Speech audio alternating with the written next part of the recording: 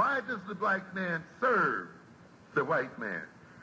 Why does everything the black man do benefit the white man? Why does the black man say freedom is doing what I want to do? And why is it that everything he wants to do enriches the European? Welcome to the desert of the real.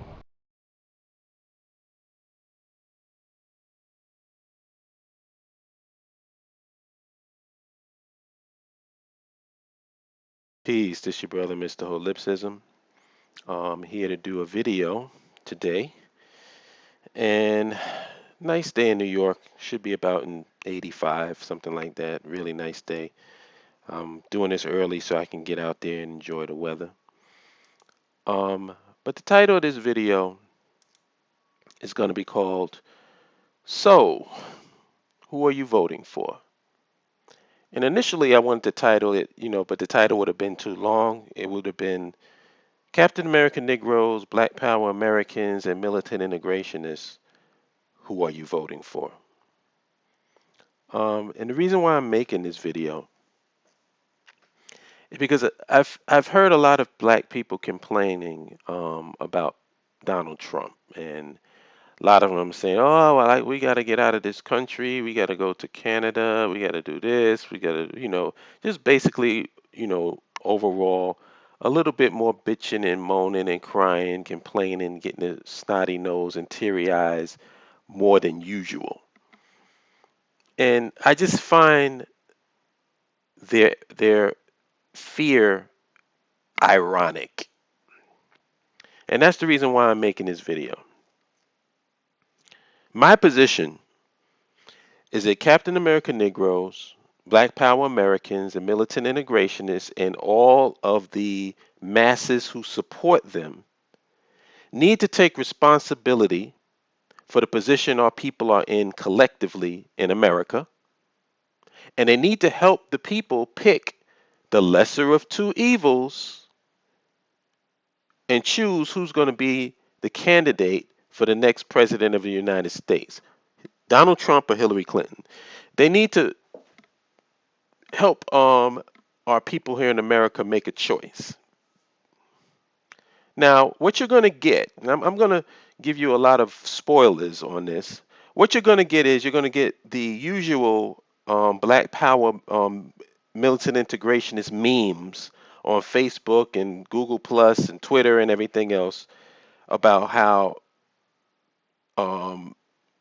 we shouldn't vote for either one of them because rather pick no evil than the lesser of two evils, blah blah blah blah blah blah blah, a bunch of fucking hypocritical bullshit. Let me tell you something. Not voting is not an option on the table. It may be an option on the table for those of us who are African, black nationalists and African-centered progressives, because we never wanted to have all our eggs in one basket here in America to begin with. So for us, it's not a contradictory stance to say we really don't give a shit who's the president. It could be Donald Trump, it could be Hillary, it could be Bernie. It doesn't really matter to us because we're not here to make America great again. But you, Captain America Negroes, you, Black Power Americans, you, militant integrationists, have all decided collectively that America is the place where we need to put all our eggs in, that basket that we need to put all our collective eggs in, and we need to sit here and work it out and engage in this back and forth struggle with our perpetual enemy, the white man. In other words, Joker versus the Batman, which I've gotten into before. This is what you've chosen. So don't get up here and be a fucking hypocrite and say, don't vote for anybody. No, bullshit. You need to vote for the president of your country. You're living in this country. You need to participate in the system and pick the lesser of two evils.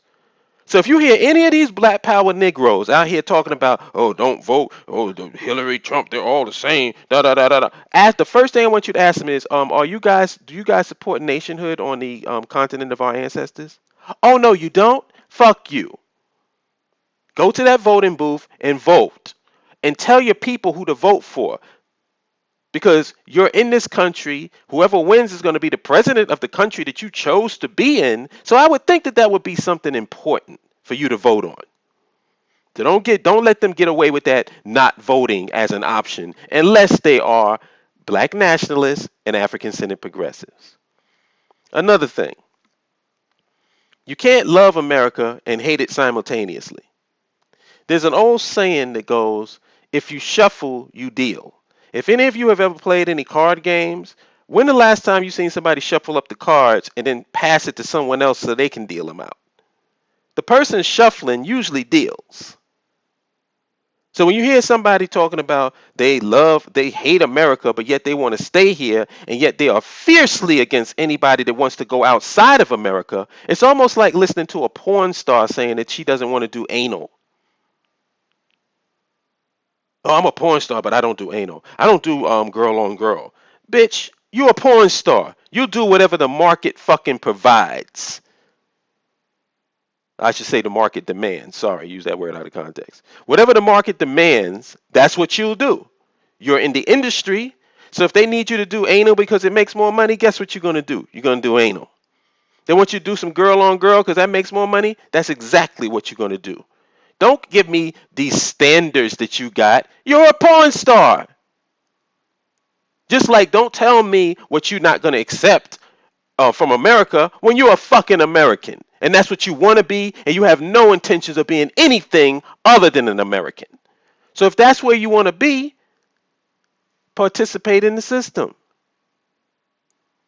Same thing with the analogy I always use. You may be able to grow one rose in a field that's a swamp, but you're going to get a higher yield of roses if you plant those roses in fertile soil. So if you want to stay here in a swamp, don't get shocked when you don't get a high yield of roses. Or maybe you might get one rose, or maybe you get none.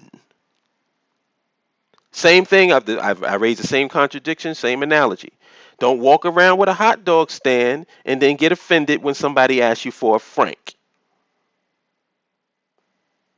I mean, do I even need to explain that?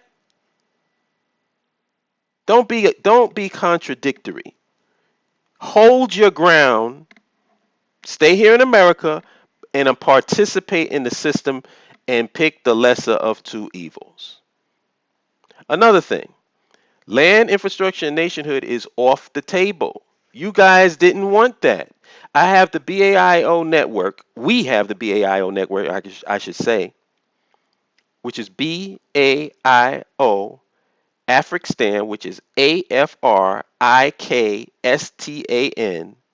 the number 5 dot ning.com, COM. We've been pushing the talking points of land, infrastructure, nationhood, and independent nation state for the descendants of the transatlantic slave trade.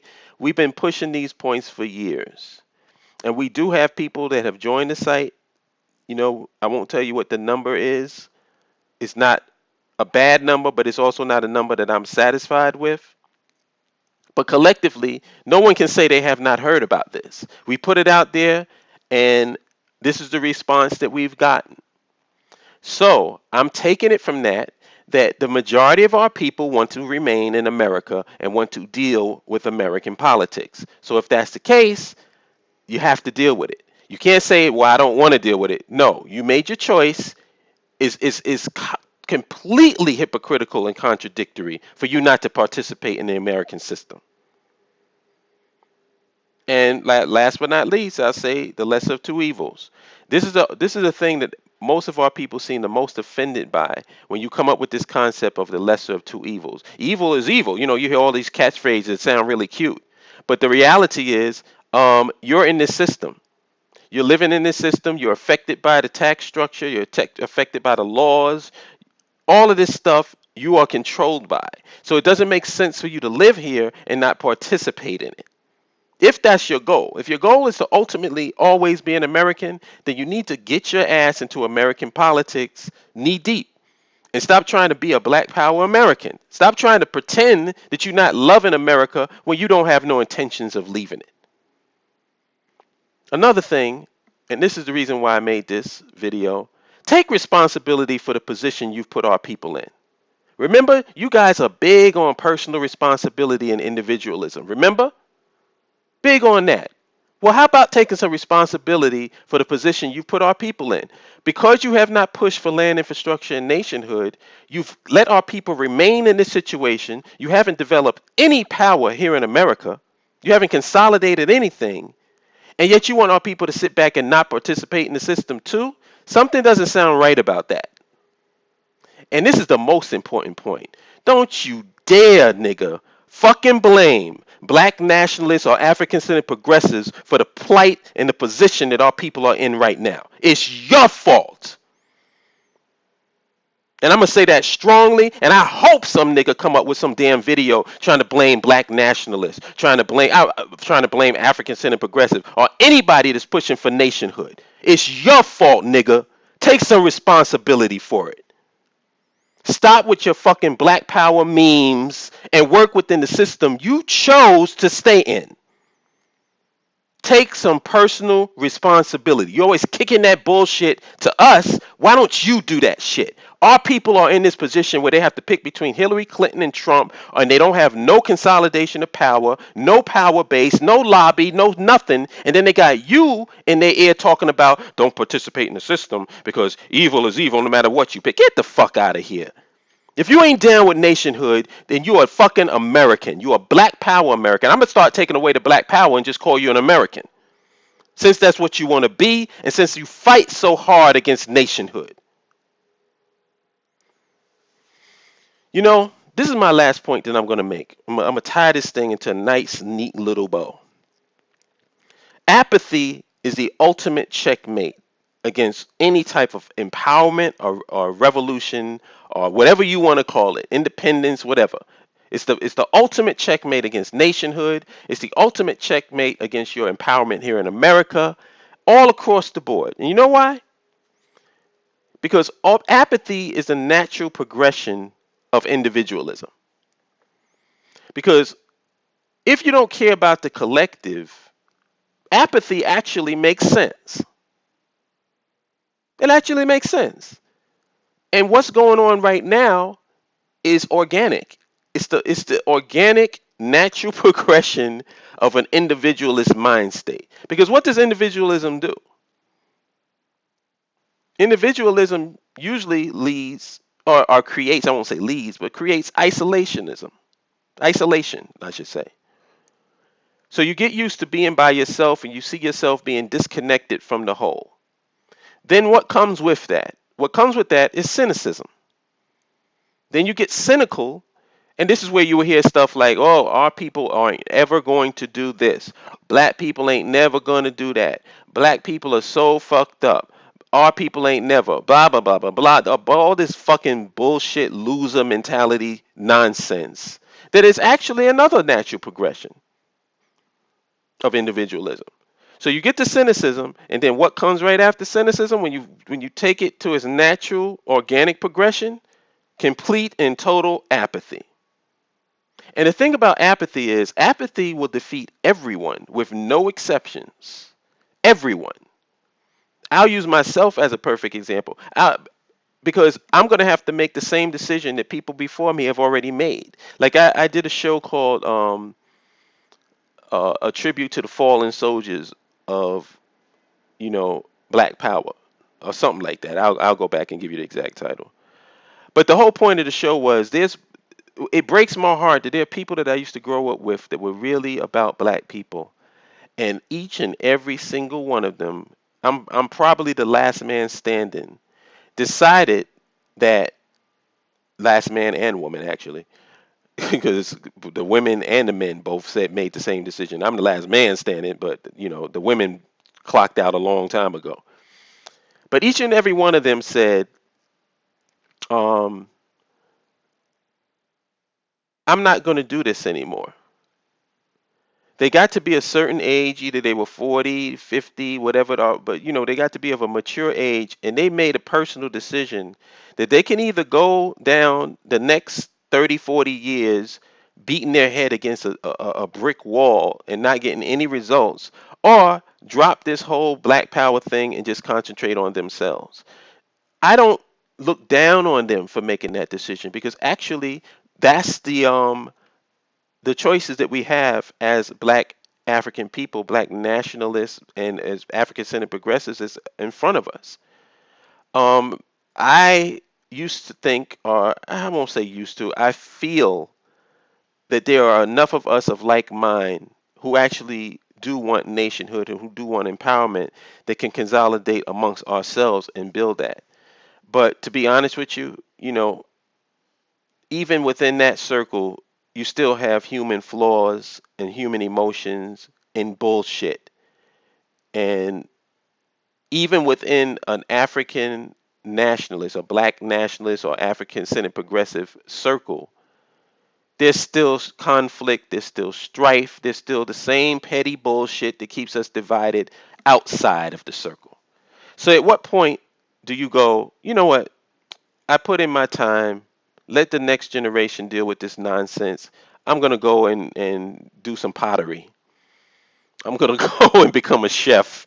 I'm going to go and write a book. I'm going to go and do something to take care of myself until I'm no longer on this earth anymore because we only got about, a few more years left before we got to check out. So apathy will defeat us all, myself included, because at some point I'm going to have to make a decision. Do I want to continue to engage in this bullshit where it doesn't seem to be making any significant progress? Or do I want to just say, you know what, fuck it. I gave it the old college try. Let me do me. And that's why I said I really don't have any anger toward the people that make that decision because they're doing it for themselves. The people that I'm usually angry at is the people who want to intentionally take people away from trying to empower ourselves, for trying to gain land, infrastructure, and nationhood. Because even if you are a defeated Negro, even if you live every day on your knees and your tongue is pitch black from licking your master's boots, doesn't a little part of you cheer when you hear somebody that really wants to do something for our people? Doesn't a small part of you say, man, look at me. I'm a complete defeated, cowardly piece of shit. But look at that guy over there. He's really pushing hard for nationhood. God damn, I hope he makes it. Nah, I think that when you are miserable, you want everybody else to be miserable along with you. And that's what we got right now. Our people are powerless. They have no base. They have no options. So all they can do, I mean, the options that they do have, they don't want to take, like land infrastructure, nationhood, and consolidating that base to build up a power. They don't want to do that. They want to sit here and be miserable in America. And then don't want to participate in America at the same time. No, nigga. Nah. I'm not letting you get away with that. Who you voting for, nigga? Hillary Clinton or Donald Trump? Make a decision because you didn't make the other decision. You didn't pick land, you didn't pick infrastructure, you didn't pick nationhood. So make your decision, and not only you make the decision, tell the rest of your people who have no intentions of leaving this hellhole who they should pick as the lesser of two evils. And that's all I got to say for today. I'm going to go out and enjoy this 85-degree day. And I guess I'll holler at you good people later. Peace.